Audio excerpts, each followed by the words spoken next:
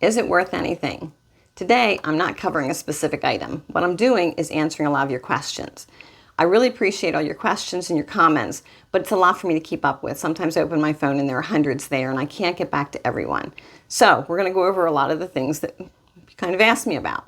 So first of all, I'm in the Northeast. I'm in Southeast PA. My knowledge of the antique business is in this area. So where you're at may be totally different. So I really appreciate when you tell me that something sells for a certain amount in your area or is important in your area, but also for everybody else who's reading the comments, put where you are, either a state or an area of the country. That would be really helpful for everybody. So I actually was in the buy-sell market for a long time. I did antique shows, I did online selling, I did selling with auctioneers, I worked with some auctioneers. I haven't done that for about 10 years. What I do now is I facilitate the sale of things for my clients. So that's where my area of expertise comes from. A lot of people make comments about the fact that, oh, my collection is priceless. How can you say it's not worth anything? We're not talking about emotional value. When I do a video, I'm specifically speaking towards the resale, okay? Because most of my clients are in their 80s and 90s. So these are people that are not going to keep these things. They want to get rid of them. So that's what I'm talking about. I want you to understand too, the baby boomers in the next couple of years are going to be turning 65. The market is being inundated. What the market was 10 years ago is totally different than what it is right now. So you've got people turning 65 who are downsizing. They're selling things. Their parents and their grandparents are dying and they're selling things. So the market over the last few years has been really inundated with a lot of stuff, and that affects the price of things. Understand too, eBay and the internet killed the antiques market. It really did. Up until then, if you collected anything, whether it was an antique or just a collectible, it was about the hunt. It was about finding it. And it was about where you traveled to, could you find something, or where in your area could you find something. Internet came, eBay came, you could sit in your living room and buy something from across the country with, a couple clicks of a mouse, and that was it. So it really did not do a lot for the market.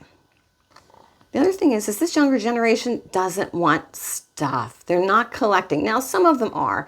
And of course, honestly, mid-century modern stuff has been really valuable the last couple of years, and a lot of people are collecting and decorating and using mid-century modern. So things like your Fiesta ware and your Pyrex, those are mid-century items. So things like that are going to have some value. So if someone is buying things because they're decorating with it, then they're going to pay a little bit more money. But just to collect stuff, just to set it on a shelf and have to dust it, it's not happening anymore. It's just not. So let me address just a couple specific areas. First of all, if you're interested in me doing a video, just put in and say, please do a video on. Don't ask me if I'm doing that video. I have a list of hundreds of things. And if it's not on the list, I will add it to the list. But like I said, I have a lot to cover. So it may be a while till I get to whatever it is that you were interested in. But a couple of specific things. People ask me about coins. That's a whole world unto itself. If you have coins and you want to have those checked out, find yourself a reputable coin dealer and go to them, because that market changes constantly. I will tell you, like, my dad had some valuable coins, but he also bought those sets that was the uncirculated. It was a quarter, a dime, a nickel, and a penny. It was all shiny and it was in a nice case and everything. I took those to the coin guy. He says, open them up, spend them. They weren't worth anything. A lot of that stuff that's sold as collectibles just isn't worth anything. So don't get caught up into buying that kind of stuff. Stamps. When I was a kid, I went to a flea market with my dad. He would always buy me a little envelope of stamps, and I had a book, so I'd go home and I would paste all the stamps in and everything. Nobody collects stamps anymore. Nobody wants stamps anymore. When I was buying and selling antiques, I didn't have anybody who was interested in stamps. Since I've gotten out of the market, I still can't find anybody interested in stamps. So when I have somebody say, well, what happens? I have this page of first day stamps. Put them in an envelope, use them. That's what you can do with the stamps, because nobody wants to collect the stamps. It just doesn't happen. The other thing I get asked about is sports cards, baseball cards, sports cards. That again is a world unto itself. So find somebody who has a shop where they buy and sell all kinds of sports memorabilia and see how you make out. If you are in Southeast PA here, I have a guy, I just met somebody who actually buys sports cards and is doing really well with them. So if you can find somebody that does that, great. But otherwise, that's a very specific thing. So that's not something I'm going to cover. The other thing is people ask me, well, how do I sell my stuff? All right. So understand that when I'm selling things for a client, I have a high-end dealer who buys really high-end stuff. I have a mid-level dealer, and then I have a dealer who has a co-op in a shop. So they'll buy more of the antique and vintage things. So I have somebody that kind of covers everything. I have a lot of auctioneers I work with.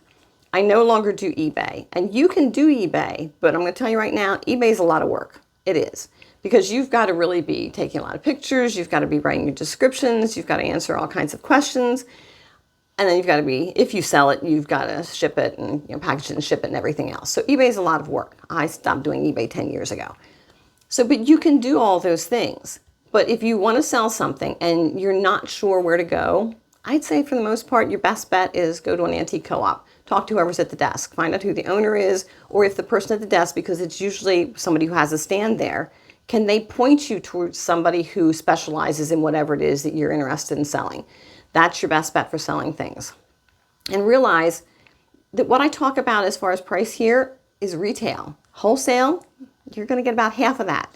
So when you take something to a consignment shop, which is another option, consignment shop, you're going to get 50% of what they sell it for. A dealer is going to pay you 50% of what they think they can sell it for. If you go to an auctioneer, they're usually going to take 20%, but you've got to have a decent amount of stuff to go to an auctioneer. And auctions are tough anymore. Auctions used to be a great way to sell things and to buy things. Now it depends. I mean, what's your crowd on any given day, and who's there, and what are they buying? So there's no easy answer as to how to sell these things. It depends on what you have. So I hope these answers have helped you and you understand a little bit more about what we're doing here.